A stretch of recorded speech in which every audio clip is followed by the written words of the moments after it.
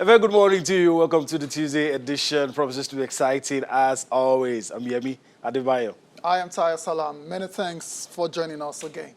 This is what the show looks like. We're starting off with Thierry Henry. He's back in management. We all knew that, but he was unveiled yesterday as the coach of Montreal Impact and the former France international, the former World Cup winner. He's talking tough. He's talking about how he's going to bring, a very interesting style of play to Montreal and perhaps get them to the top in the Major League Soccer. All right, all the best to Thierry Henry as it takes another stab at management. We'll see how far this one goes in Montreal Impact. All right, let's talk about someone who is a legend already. Let's talk about Lionel Messi, the Argentine wonder kid. He has now scored 70 goals, 70 international goals for Argentina, and he's eclipsed the likes of Gabriel Batistuta, Mario Kempes, Claudio Caniggia. He's eclipsed all of those guys. He's the Argentine all-time leading goal scorer, and of course, that goal came yesterday in the 2-2 draw with South American rivals Uruguay in a friendly played in Israel. Yeah, 70 goals for Lionel Messi. Internationally, of course, there's only one competition out there for Messi when it comes to international football. Football generally, and that's Cristiano Ronaldo. Ronaldo, just a few days ago, got his 99th international goal. Messi, yesterday, got his 70th international goal. So if you're keeping scores, you know what it is. You know what it is. Also, on the show this time, we're going to tennis, and the Swiss great, Roger Federer, arguably the greatest of all time, even though he's 38 now, says there's no reason for him to stop playing on the ATP Tour because he's absolutely enjoying it and is still showing that he can win titles. So why stop? Age is just a number for Roger Federer. All right, who are we to question his credentials? He had a 6-year lull when everybody was saying retire, retire, retire. He didn't retire, and he came back to win Grand Slam. So we'll see. It's 38. We'll see how far it can go. But that's not where we're starting the show this morning. We want to continue with our review of what went down at the channels on the 17 track and field classics. We told you that there's a lot to talk about. It might take us weeks, I dare say months, to do a proper review of everything that went down. And we're going to be taking some reactions from some of the things that our viewers didn't get to see before. We only thought it to be fit and proper that they get the opportunity to see it now. What you have on your screen is the 4x100 meters relay won by Igbobi College. And I mean, this is the race, good technique, good planning, and the boys, they came out on top and they won the race. I mean, good. You forgot to mention the most important, good baton exchange. Yeah. We saw how smooth it was right there for a lot of these schools. It's very, very important. The execution. Execution of changing your batons, and it's good to see students, at this age. The awareness. Knowing how to do that, because even at the very top of track and field, you see a mistakes. lot of top athletes bungling the execution of the baton exchange, but not in this case for Igbobi College. In the end, it was a very convincing victory for that school, and of course, that's why they finished on top of the podium. Okay, so that's the race, but let's... and that's the time as well. That's the time as well. Very good time. Very decent time. Yeah, and you can see the way they blew away the field to win the race. And in that shot, we saw the outstanding athlete, Laolo Olatunde, trying his best to get Temple Secondary School perhaps into second or first, but at the end of the day, it wasn't meant to be for him. He managed third, despite coming from... because no matter how big a tree is, it's not a forest. It's just one tree. they put him as an anchor man because they know what he's made. What he could do. And he tried, because it had to come from, I think I remember a similar circumstance. I think in 2015, Jamaica, United States, Usain Bolt ran the last leg, but the gap was just too much. Couldn't make it. All right, so let's just take the reaction from those young lads from Igbobi College. How excited they are to be winning that 4x100 meters relay race, the gold medal in that event. Give us a green light as we get set to witness yes, this particular final event of this year's Channels Under 17 Athletics Championship 2019. Over 1,000 athletes were here from over 50, about 58 secondary schools in Lagos, and it's been a loaded and very, very exciting 2 days right here at the Testing Balogun Stadium in Lagos. All right, we're getting set for this one. King's College in lane 1, FGCL lane 2, lane 3's got Igbobi College, lane 4 St. Gregory's of Balinde, lane 5 is Temple College, lane 6 is Chrisland Secondary School, lane 7 Baptist Academy of Banigoro, lane 8 CMS Grammar School. Yes, off we go. Who is taking the lead as we speak, still coming from lane 7 and 8 Baptist Academy and CMS Grammar School. The baton has been exchanged nicely, and then you can see that fierce, speedy race from lane 6, talking about Chrisland Secondary School in Dimu. They want to come up with something, another strong baton exchange. Well done, Old Temple, leaving it late, but because the push is there, the drive is there, as because they get to the bend. Ooh, look at the man we're looking forward to. Olalu is taking it. He's taking it last. No, I'm not sure he can come up with anything. And it's a good one for the school in lane 3. Igbobi College has gone on to win this. Olalu is coming. Can he get second? Oh, wow. Okay. That was really, really brilliant. He managed to pick up the bronze medal for his school. Super exciting. 44.64. Ooh, way ahead of the first of the girls' final, respectively. But then again, yeah, that's it. We did say our friend, the guy from St. Gregory's, also had a close shot. But then again, the baton exchange for the school, Igbobi College, was brilliant. And that's why they've gone on to win this particular one. Please, let's give it up for the 4x100 meters boys champion, Igbobi College. For the champions, stand up, stand up, stand up. For the champions, stand up. For the champions, stand All those guys, only great. So tell me, how did Igbobi College do it to win the 4x100 meters relay? First of all, I believe we are the most experienced there. I've been running since last year, so we train a lot and we have the right techniques to win this race. We are very confident. What do you think was responsible for the victory? Hard work and more work is everything. And it just said that you guys are the most experienced here. What is it that you guys do that make you guys a good relay team? We have run so many races together this time, and we have never lost. So winning this is just another race for us, just higher. So last year it was FGC Janikin that won it, and this year it's you guys. What should we expect from you guys next year? We're expecting first because our next team that we're building up, we believe that we can just beat them with few milliseconds. So we're expecting them to run like 43 next year. But this year they're running 44, so expect them to run like 43, 42 next year. All right. So that's it, the young lads. I like the confidence oozing out of the statements. It's just another race. Just another race. Yeah. We've never lost. We've won a couple of times. Very happy for the young lads. I hope they'll be able to take it up from there and probably find a career in athletics. Yeah, hopefully. You heard him already, lowering their time already. From 44.64, he's already talking about 43.42 next time out. And it's always good to set targets as a sportsman, and hopefully they're able to attain that target. We'll definitely continue to keep our eyes on those guys from Igbobi College, the 4x100 meters boys champions.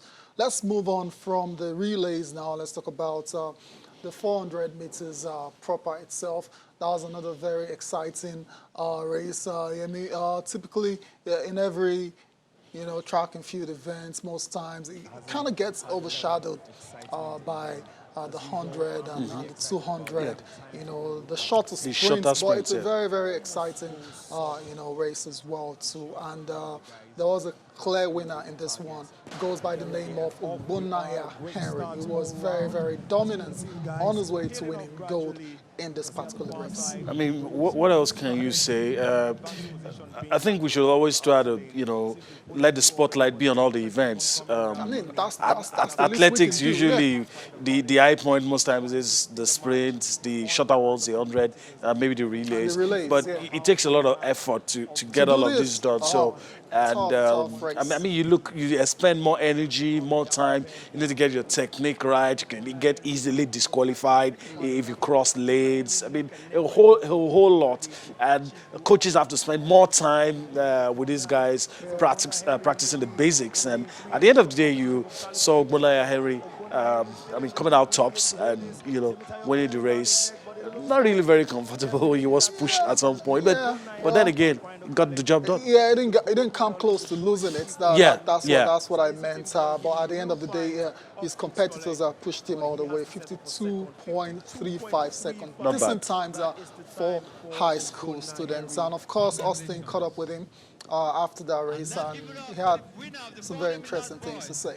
Of course, that's him on the podium there, finishing on top and feeling very cool and on top of the world with his gold medal and certificate and all that. So that's another prospect to watch out for. We're talking about a discipline in track and field where, when was the last time we had proper, 400 meters athletes in Nigeria? I'm talking of the guys now. It's very difficult. You could talk about the ladies. They've always been making up, but for the guys, Can't remember. It's a long time. it's Sunday Bada, and I many just years ago? look at that time. I even took me a while before I could just You because have to go all the way back. because the time. Yeah. It's the guys need to step up, and maybe these are the guys that will do it for us. It has to Who be knows? these guys. Because It has to be there's these just guys a in gap. secondary school. They got to a point. Even the guys in the AFN, Yeah. publicly and privately, if they're going to any big tournament, you say, where is the medals coming from? Just look at the ladies. Even they themselves admit that the guys need to do more than they're currently doing, and that's why the future is good if we see these guys posting this kind of times at secondary school level. Exactly. We just saw the Doha Championships. We saw the girls, doing decent, but we saw prospect in favor of Philly. Yeah. Who's the prospect for the guys? It's difficult. There are few, decent guys there that run. Emmanuel, the guy that runs for Making of Champions, is a decent runner as well, too, very young as well. But anyways, let's take a listen to Henry Ogbonnaya, what he had to say after finishing first in the 400 meters boys final. For you, was it tough winning this one? It was actually a tough one, but because when I started the 400 meters, I was kind of tired because I did 800 earlier, but I didn't really qualify for it. So the 400 meters was my main event. Is the event I really like the most out of all the track events. Yeah, and I was determined to get up 400 meters, and which I did. In what ways will this victory motivate you? This victory will actually motivate me, and it will motivate me to do better. So other bigger competition, I'll be able to push myself and make sure I do better. Because the timing is 52, but it's a good one, but I know I can do better with time. What do you want to say to the organizers?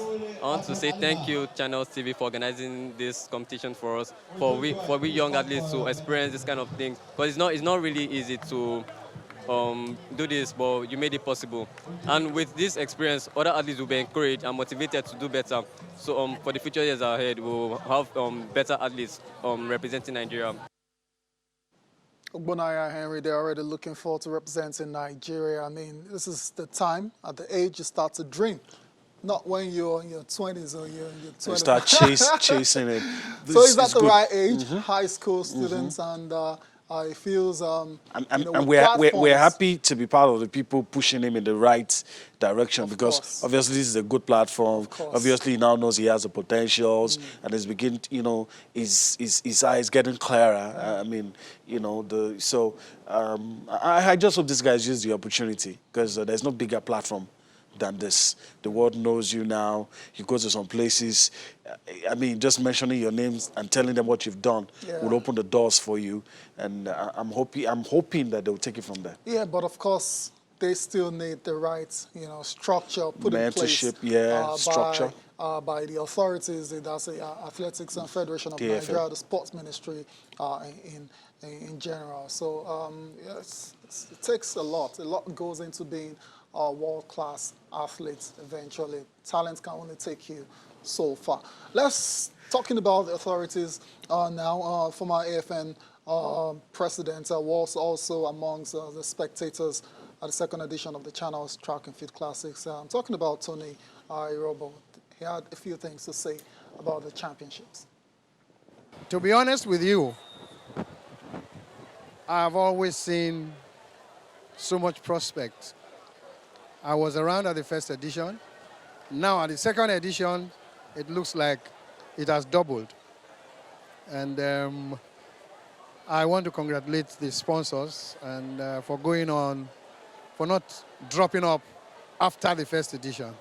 And I do hope that they will take more serious considerations in the training and development of these kids after the second edition. It's amazing that with such talents we have, the associations in particular have not dug into this and then see how they will work in collaborations with these organizations. I think the future of track and field lies from this age group. So the more we give them opportunities for competitions like this, the better they will become. Well, we have a major problems in the country. And they say leadership is key. The federation actually is supposed to be the key in collaborations with all these organizations and the junior groups. The life of any growing sports event lies in the youths.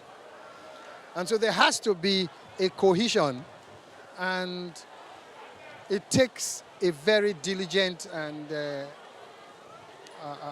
hard-working federation to draw a program where they will be able to coordinate with the schools. This is the life of sports. At this level, if we cannot have the Ministry of Education in particular working in collaboration with the national associations and then working also with major sponsors who actually are in a position to help in such organizations, I think that the future will be bright for this country.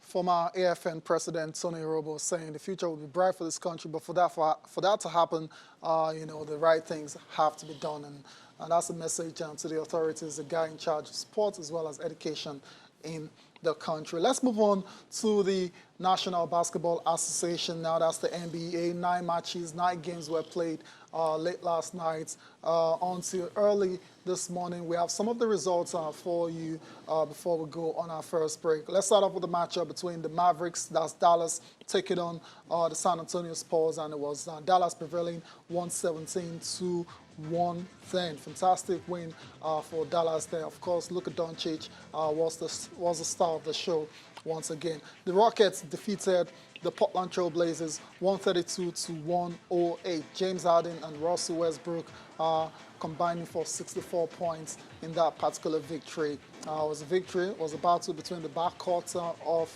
the Rockets, James Harden and Westbrook, as well as CJ McCollum and Damian Lillard. Elsewhere, the Celtics defeated the Phoenix Suns 95 to 85. 10-point win there. Jason Tatum scoring 14 of the season high. 26 points in the third quarter. The Bucks 115 to 101 over the Chicago Bulls. Giannis Antetokounmpo was the star of the show in that game.